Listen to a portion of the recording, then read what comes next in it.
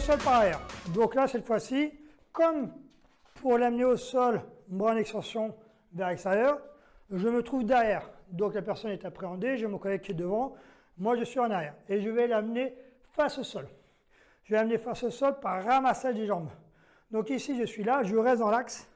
Je vais venir descendre ici dans l'axe, mon pied le plus possible entre ses jambes, descendre dans l'axe, venir, je vais mettre mes deux mains au niveau de la base de ses tibias, juste au-dessus des chevilles. Avec mon épaule, je vais venir pousser sous ses fesses. Simultanément, je vais venir tirer sur les bras et provoquer sa chute vers l'avant. Je suis dans l'axe, j'amène mon pied avant à l'intérieur de ces deux pieds à lui. Je suis dans l'axe, je descends dans l'axe. Je viens mettre mes deux mains au niveau de la base de ses tibias, juste au-dessus des chevilles. Avec mon épaule, je vais venir pousser sous ses fesses. Simultanément, je vais venir tirer sur les bras.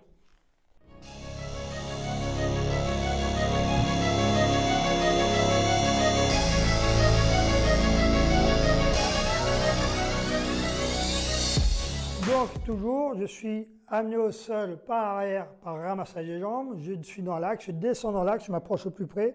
Ici, mes mains viennent chercher au niveau de la base des tibias, juste au-dessus des chevilles. Mon épaule va pousser vers l'avant, je vais tirer vers l'arrière. 1. Ici, il arrive au sol face avant. À partir de là, je vais devoir le contrôler.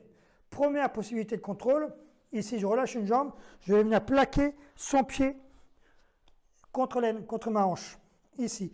Et avec mon pied, je vais venir enrouler la jambe et venir au plus près caler mon tibia au niveau de son genou, à l'intérieur, entre sa cuisse et son mollet, et venir maintenant faire une pression ici vers l'avant.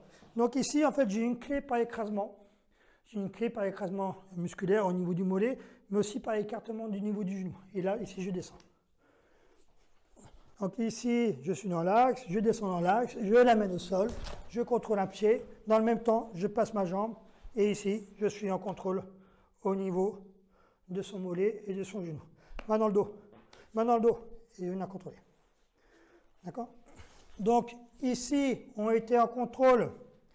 J'ai le pied calé au niveau de la hanche, je passe mon pied à l'intérieur, je viens écraser mon tibia au niveau de sa cuisse et compresser au niveau de son mollet, par poids de corps. D'accord? Ça, c'est une première possibilité. La deuxième possibilité qui s'offre à vous, je l'ai amené au sol, je suis dans cette position-là.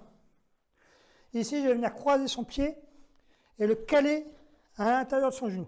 Comme moi tout à l'heure avec ma jambe. Je viens caler, mais c'est son pied qui vient prendre le relais. Et ici, je vais venir appliquer son pied, je viens le plaquer ici contre mon aile, et je vais venir fermer ici avec mon talon sur son talon, pour empêcher de retirer son pied, et je vais venir sur l'avant, pareil, de la même façon, pour avoir un contrôle. Et là, identique, mon collègue va venir récupérer les bras pour procéder à son interpellation. Je viens de le faire tomber au sol, je viens de suite croiser son pied l'un dans l'autre, je maintiens plaqué, je pousse l'autre à l'intérieur et je viens récupérer de façon à le verrouiller et je viens descendre de la même façon pour avoir ma clé.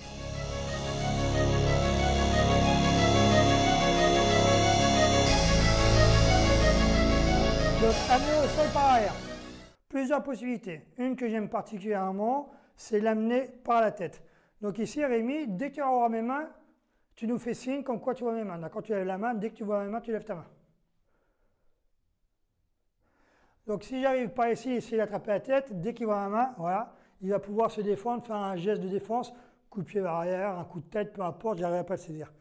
Toujours pareil, dès que tu vois mes mains, Rémi, tu me dis, fais signe quand tu vois ma main. Donc autrement dit, si je viens coiffer, plutôt que venir sur le côté, d'accord, vu qu'on a une vision panoramique ici, si je viens coiffer, il ne voit pas mes mains. Et au moment qu'il va venir voir mes mains sont déjà sur ses yeux et mes coudes sont au niveau de ses omoplates. Et là, je fais juste un lever vers l'arrière. Et je crée un déséquilibre sur l'arrière. Et là, il n'a pas de force nécessaire. Essaye de te relever. Essaye, force, force, force. Il ne pourra pas se relever. Et juste, je viens appuyer sur le front en reculant pour l'amener au sol. Donc cette technique, on va l'utiliser surtout pour la défense d'autrui, d'accord? On voit que ça commence à chiffonner, ça a grippé quelqu'un, admettons, il est en train d'étrangler une personne, j'arrive par l'arrière, je l'amène ici derrière, de suite. Deuxième possibilité, je viens crocheter au niveau des épaules, et avec le pied opposé, ici, écraser au niveau du creux poplité du genou, ici. Et je vais venir écraser vers le bas, vers le sol, en direction des orteils. Ce n'est pas un coup de pied, c'est vraiment un écrasement vers le bas. Donc ici, je viens, crocheter, appuyer et le laisser tomber ici au niveau du sol. Ici, je suis toujours derrière. Il y a une prise à partie, d'accord, une bagarre, il y a une saisie, peu importe. Et je dois extraire l'individu à sa victime. J'arrive par derrière, je viens saisir au niveau des genoux, des épaules, et en même temps, mon pied au niveau de son genou, dans le cropoplité, je viens écraser. Je tire, je l'écrase. Et là, j'ai un contrôle. Je mets mon genou au niveau du sternum pour avoir un contrôle au niveau de la cage thoracique. Mon pied est écarté pour pas qu'il me renverse. Et je suis prêt à intervenir, voire frapper s'il y a besoin. Action simultanée, je le fais tomber, je fais un mouvement de rotation.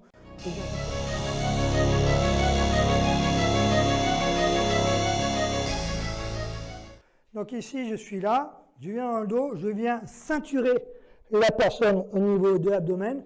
Je cale au plus près de moi, d'accord, il ne faut pas qu'il y ait de jeu, il soit bien dépendant de mon corps. Et là, c'est mes jambes qui vont pousser sur les... Hop, je recule, ma jambe avancée. Et je me retrouve dans la même position. Admettons, il est en train d'accrocher quelqu'un, il est en train d'étrangler une personne. Donc au niveau de l'abdomen, c'est libre. Je viens ceinturer et pousser vers le haut avec mes jambes. Et ma jambe qui est avancée va reculer au moment que j'ai plus ses appuis au sol. Hop, et je laisse tomber. Et à partir de là, je vais pouvoir le retourner pour arriver sur un contrôle. L'autre possibilité que je vais avoir de faire, l'autre opportunité de faire cette technique-là, je suis pris au corps, on est ici, on se maintient, là il y a une saisie, je vais venir pousser sous son coude, passer ma tête et glisser dans le dos pour l'arracher et l'amener au sol. Encore une fois, je suis saisi, je viens contrôler pour éviter un coup de tête, pour éviter un coup, on est accroché, je viens pousser son sous-coude de bas vers le haut, je peux m'aider de manche si l'individu est très fort, je passe son coude de façon à me laisser la place de ma tête sur son aisselle.